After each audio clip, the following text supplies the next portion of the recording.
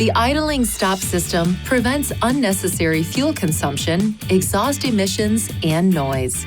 When you stop the vehicle, the engine shuts off automatically and this indicator light illuminates. When the brake pedal is released, the engine starts automatically. The indicator light will turn off. The vehicle is equipped with enhanced starting system components to handle multiple restarts. The system may not allow the engine to shut off if the engine is still warming up, you are using the heater or air conditioning, the steering wheel is turned, or the battery needs charging.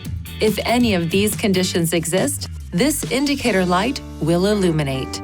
The engine may restart during a stop if the cabin needs cooling, the steering wheel is turned, or the battery needs charging. The system can be deactivated by pushing this switch. Pushing the switch again or restarting the engine will activate the system. Please see your owner's manual for important safety information, system limitations, and additional operating and feature information.